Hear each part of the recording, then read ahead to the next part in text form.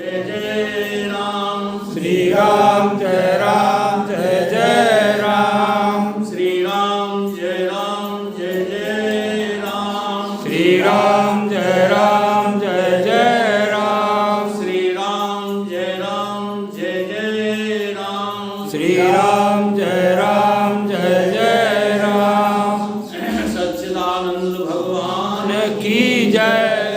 सत्य सनातन धर्म की जय। सतगुरुदेव भगवान की जय। अगर आप लोगों को किसी को कुछ पूछना है तो प्रश्न रखो, नहीं तो फिर मैं अपने आप ही विषय बना लूंगा। पूछना है किसी को कुछ, बेधड़क होकर पूछा करो। अब तो रोज के हैं, अब कोई शर्म वाली बात ही नहीं रही। हाँ, रोज का आने वाला मेहमान नहीं होता। जो रोज रोज आए वो मेहमान थोड़ी रहता, फिर तो वो घर का हो जाता। इसलिए बेधड़क होकर के, बेलिहाज होकर के, बेशरम होकर के, शर्म से रहित होकर के आप कोई भी बात पूछ लो। साधारण से साधारण बात भी पूछेंगे तो हम आपको उसका सटीक और शास्त्र सम्मत जवाब ही देंगे।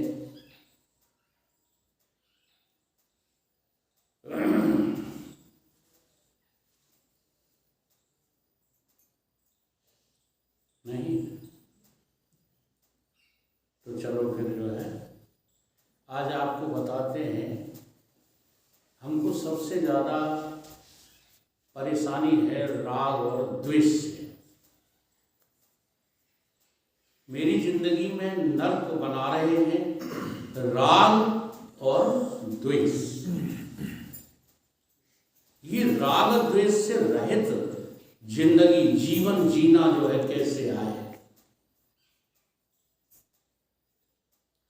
भगवान कृष्ण ने जो है गीता में उपदेश किया है इस विषय को लेकर के। उन्होंने कहा राग द्वेष से रहित, राग द्वेष वियुक्ता विषयान इंद्रिय चरण। हम विषयों को जो है कैसे ग्रहण करें, राग द्वेष रहित होकर, राग द्वेष रहित होकर इन विषयों को कैसे ग्रहण करें। तो उन्होंने बताया कि अंतःकरण को शुद्ध करो, आत्म बसई। अंतःकरण शुद्ध करके और फिर जब आप जीवन को जो है जिएंगे तो ये राग द्वेष आपके बस में हो जाएंगे। कैसे? गुरुदेव भगवान जैसे ये देवियों की संख्या ज्यादा है। हाँ। जिनसे जी पूछ रहे अंतःकरण जानती हो, जब हाँ। मास्टर पूछ रहे था ना तो तब मैंने हिंदी में समझाओ। अब वो मैंने थोड़ा श्लोक लिया है इसलिए बोल रहा हूँ। जब मैं अपनी भाषा में बोलता हूँ तो इतना जटिल नहीं बोलूँगा, वो आप चिंता मत करो। तो राग द्वेष से रहित राग। अब देखो राग किसको कहते हैं? हाँ। राग उसको कहते हैं जब तुम्हें अपने मन में कोई अपना लगता है। जैसे हमको ये सब जो दिखाई दे रहा है, जो कुछ दिखाई दे रहा है, इसको हम कहते हैं स्थूल सृष्टि। अब देह दिखाई देता है, चाहे स्त्री का देह चाहे पुरुष का देह दिखाई देता है ना जी। तो देह को देख करके हमको राग होता है और देह को ही देख करके हमको द्वेष होता है। जैसे दुश्मन का देह दिखाई दिया तो द्वेष हो जाता है, गुस्सा है। और दोस्त का देह दिखाई दिया तो हमको प्रेम हो जाता है, राग हो जाता है। ऐसा ही तो होता है जी। जबकि ये क्रिया ही बिल्कुल गलत हो रही है हमसे। बाहर से जो हम स्थूल को देख करके वो अपने मन को अच्छा और बिगाड़ लेते हैं, अच्छा बना लेते हैं, बिगाड़ लेते हैं। कैसी की क्रिया है ये कि भंगी ने लात दी तो रो रहे थे, और बनिया ने मिठाई दी तो हंस रहे थे। इसी का नाम राग द्वेष है।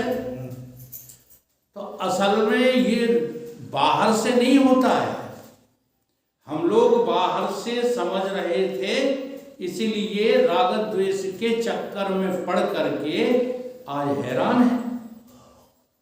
ये सब भीतर से होता है। तुम्हारे मन में जो है राग है, तुम्हारे मन में द्वेष है।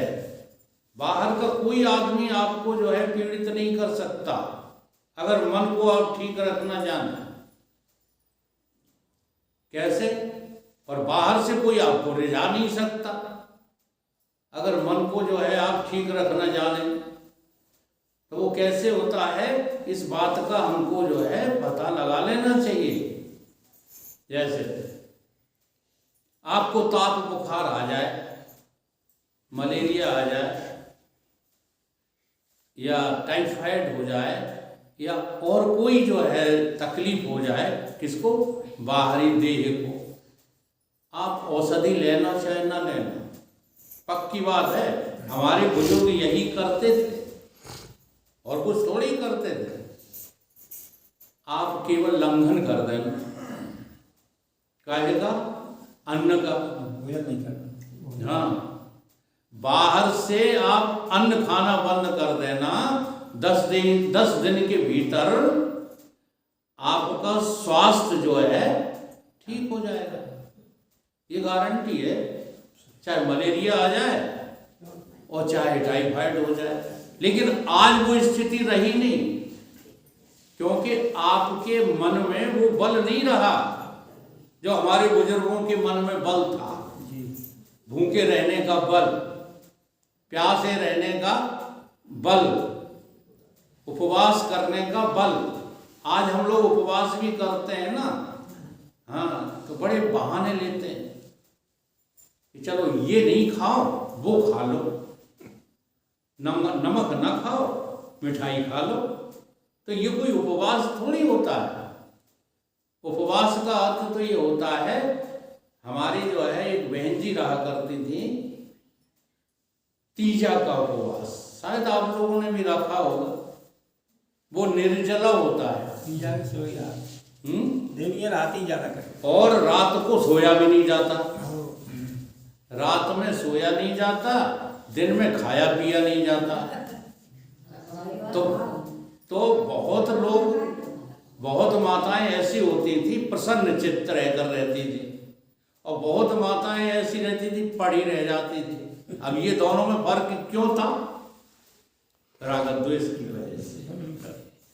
जिनके मन में जो है राग द्वेष है और उन्हें पता नहीं है, अन्न से राग है, पानी से राग है, और उनको पता नहीं है। वो ही समझ रहे हैं आज पानी नहीं मिलेगा, अन्न नहीं मिलेगा तो कहो प्राण ही छूट जाए। ऐसा थोड़ी होता है। हमारे प्राण और हमारा मन बिना बाहर के अन्न जल के अभी भी प्रमाण है। कल भी एक जो है महात्मा आए तो वो दौड़ के उन्होंने प्रणाम किया, कई पत्ती वाले महात्मा आ गए, और ये पत्ती वाले महात्मा यहीं पास में ही कहीं रहते हैं। पूरा जीवन हो गया पत्ती खाते खाते, पत्ती दूध पिया। हाँ, चलो दूध तो ले लेते हैं, लेकिन बहुत से तो खाली पत्ती से रह लेते हैं। तो इसकी वजह क्या है? मनोबल, और कोई वजह नहीं है। तो ये जो राग है ये तुम्हारे मन में है। तुम जब बाहर वाले को अपना देखते हो, नहीं तो दूसरों से क्यों नहीं करते बताओ? आपको अपना बच्चा ही प्यारा क्यों है? बच्चे तो सब भगवान के बनाए हुए हैं, तुम्हारे बनाए हुए तो हैं नहीं। सही। अगर तुम्हारे ही बनाए हुए होते बच्चे तो बना के दिखा दो।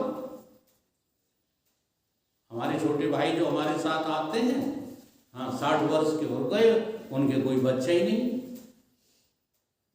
लोग कहें कि नहीं पैसा वाले तो इलाज करा लेते हैं, तो पैसे की भी कोई कमी नहीं है उनके पास, लेकिन कोई इलाज सफल नहीं हुआ। क्यों? क्योंकि बच्चे बच्चियां मनुष्य या माताएं देन किसकी है? भगवान की। स्त्री पुरुष कौन किसने बनाए? भगवान ने बनाए। बाकी जो है बाद में सब हमने बना लिए,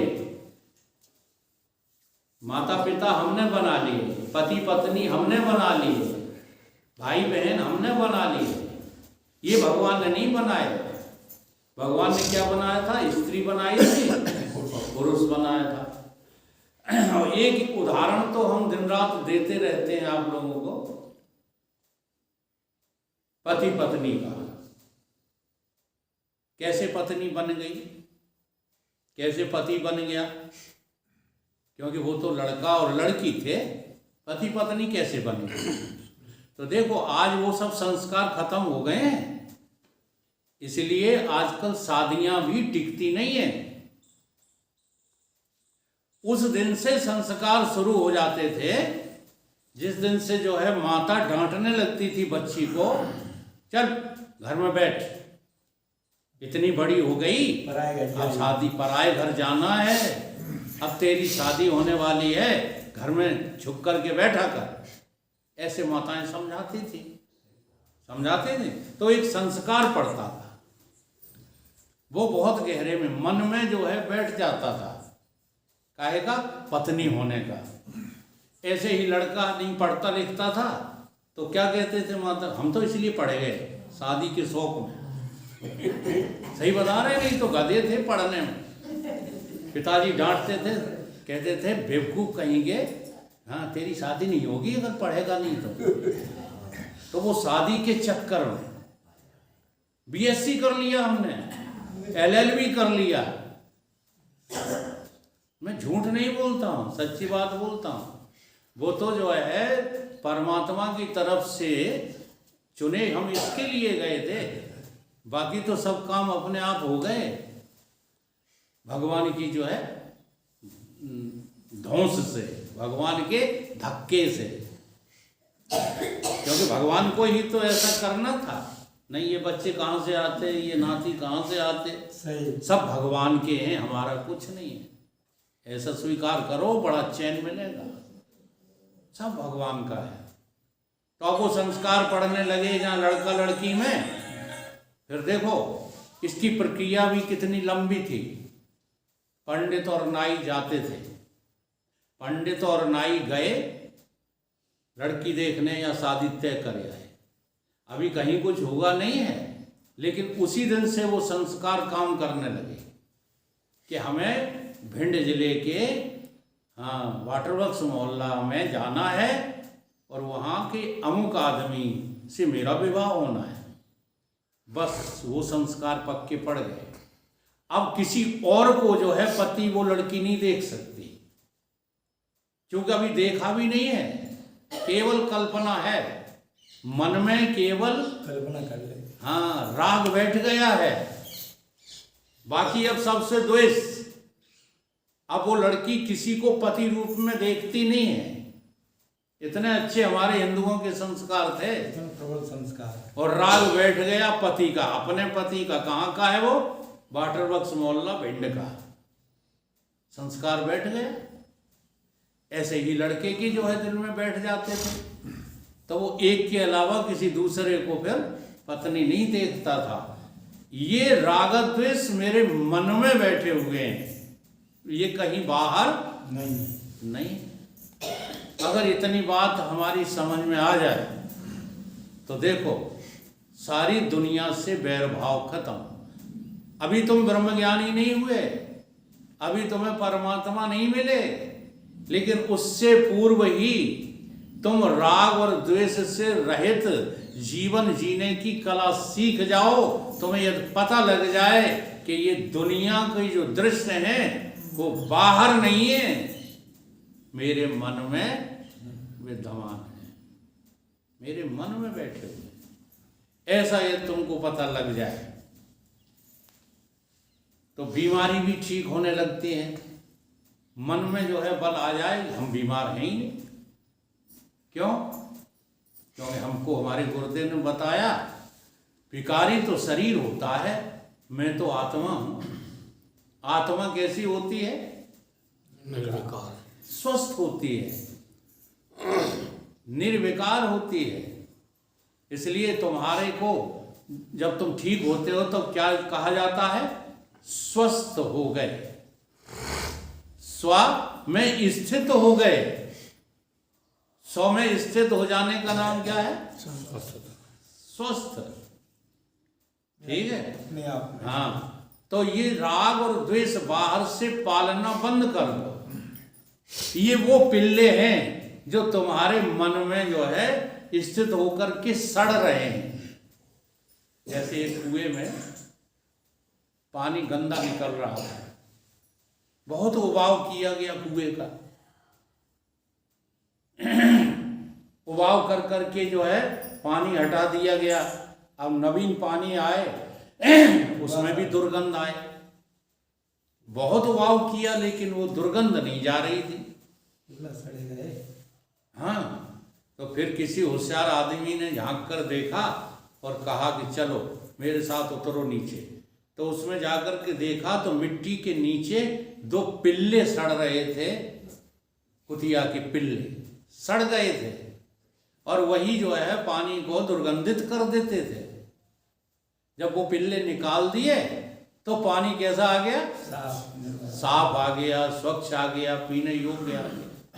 ऐसे ही तुमने अपने हृदय में, अंतःकरण में, अब तो ये अंतःकरण समझ में आ गया?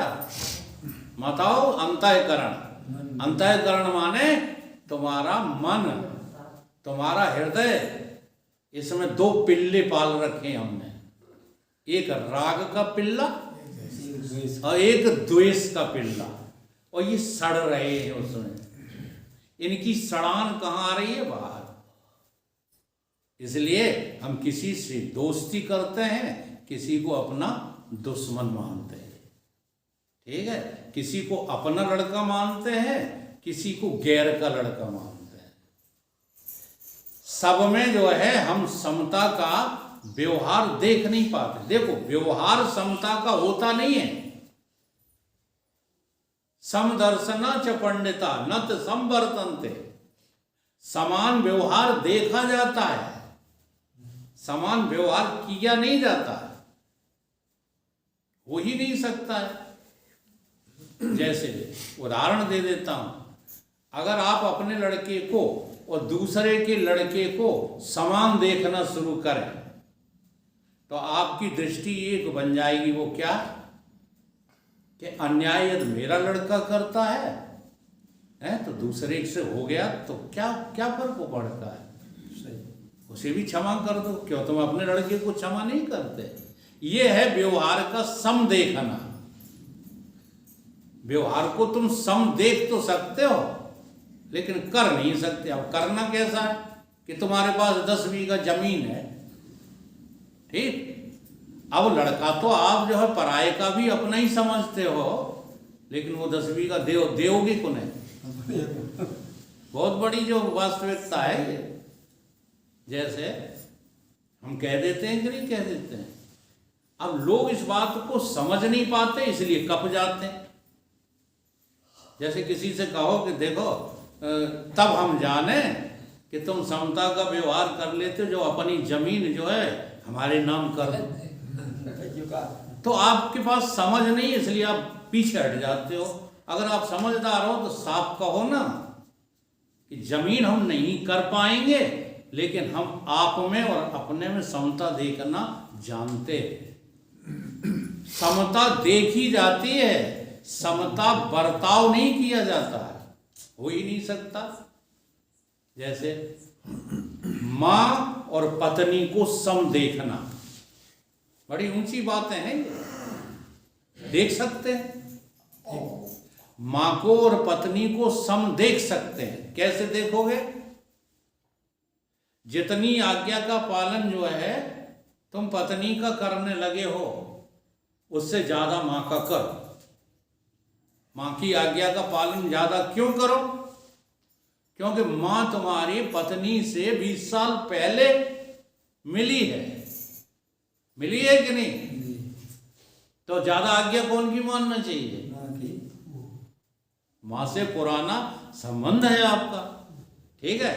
अब अगर उचित आज्ञा पत्नी भी देती है तो उसकी भी मानना चाहिए। यह है समता देखना, क्योंकि मां भी नारी है और पत्नी भी नारी है। यह है सम देखना। लेकिन अब समान बर्ताव तो नहीं हो सकता। हो जाएगा क्या? नहीं। मां के द्वारा हमारी पिटाई लगाई जाए तो हम पिट सकते हैं, हम उसके चरण भी छू सकते हैं, लेकिन क्या पत्नी के भी चरण छूने लगोगे? कब पिटेंगे? हैं? अब पिटेंगे क्या? अब इन बातों में जो है बिल्कुल जो स्पष्ट नहीं है और ब्रह्मज्ञानी बने घूम रहे हैं, ऐसे खतरनाक ब्रह्मज्ञानियों से महात्मा कठिन विश्व के संग पिल्लन के संग खाए लेते हैं, कुत्तों अपने को बचाना है। है। बीच में ना बोलो, बाद में समझा देना। तो ऐसा नहीं होता है। ब्रह्मज्ञानी जो हो जाते हैं वो खाना पीना थोड़ी बिगाड़ लेते हैं, चलना फिरना थोड़ी बिगाड़ लेते हैं। हाँ, ये बात अलग है कि उन्होंने देखना चालू कर दिया है तो भोगों में कुछ है नहीं, ये उनको दिखता है तो कम कपड़ों से काम चला लेते हैं, ठीक है, कम खाने से काम चला लेते हैं। तो देखना आ गया उनको, समान बर्ताव थोड़ी किया जा सकता है। अब तुम कुत्ते में और तुम में आत्मा एक ही है कि दो हैं? तो कुत्ते के साथ खाओगे? नहीं खाएंगे। नहीं खाएंगे। ऐसी ही एक घटना घटी हरिद्वार में युग पुरुष जी स्वामी परमानंद जी के सामने ये समस्या रखी गई। एक लड़की जिसके माता पिता ने कहा आकर के स्वामी जी से कि स्वामी जी हमारी समस्या का समाधान करो। ये बच्ची ये कह रही है कि गुरु महाराज तो समता का सिद्धांत समझाते हैं और तुम लोग जो है हमारा विरोध कर रहे हो। वो लड़की मुसलमान से शादी करना चाहती थी, हिंदू की लड़की थी। अब वो समस्या स्वामी जी के सामने आ गई। उसने यही प्रश्न किया, आप तो रोजाना सुनाते हो समम सर्वेषु भूतेषु, रोजाना समझाते हैं आप कि समता से जीना सीखो। तो महाराज क्या अंतर है हिंदू और मुसलमान में? दोनों सम हैं और इसी समता की वजह से हम शादी करना चाहते हैं। मानव सब एक है कि नहीं? अच्छा, आप लोगों का क्या ख्याल है? मनुष्य सब एक हैं? नहीं है? तो महाराज जी मुस्कुराने और महाराज जी ने कहा, बेटी तो बिल्कुल सत्य बोलती है। मनुष्य सब एक हैं, ना कोई हिंदू है, ना कोई मुसलमान है, ना कोई सिख है, ना कोई ईसाई है। और एक जगह गुरु नानक देव ने भी यही कहा है। क्या कहा है उन्होंने? धर्म ना हिंदू सिख है, धर्म ना हिंदू सिख है, धर्म बौद्ध नहीं जैन, धर्म चित्त की शुद्धता, धर्म शांति सुख चैन, कहा है उन्होंने। तो महाराज जी ने स्वीकार कर लिया कि हाँ, मानव सब एक हैं। लेकिन बिटिया इससे आगे भी तो कुछ सोचो। अगर मानव सब एक हैं तो जीव सब एक हैं कि अलग अलग हैं? एक है। जीव एक ही है। हिंदू में भी जीव है, मुसलमान में भी जीव है, और भैंसा में भी जीव है, और हाथी में भी जीव है। तो चल हाथी से शादी कर, हाथी से शादी कर। हाँ, तो जीव मान रही थी। जवाब देते नहीं बना। बने कैसे बन जाएगा? बोले हाथी से कैसे हो सकती, तो मनुष्य से कैसे हो सकती है? मनुष्य में भी तो हाँ, जो संवेदन है वो जीव के भीतर है, हृदय के भीतर है। संवेदनाएं कहाँ से उठती हैं? जीवत से। जहाँ से राग द्वेष उठते हैं तो करके शादी देखा। अगर तू जो है हाथी से और घोड़े से और बैल से शादी नहीं कर सकती है तो तुझे मुसलमान से भी शादी करने का अधिकार नहीं नहीं है। समदर्शना च पंडिता न त संवर्तन्ते। देखो, बिना विवेक के, बिना ज्ञान के इन बातों को तुम रट लोगे, सही जीवन में उतार नहीं पाओगे। इसलिए इन बातों को रटने की बजाय समझने की कोशिश करो। तो समझना कहाँ मिलेगा? समझदार से कि ना समझ से?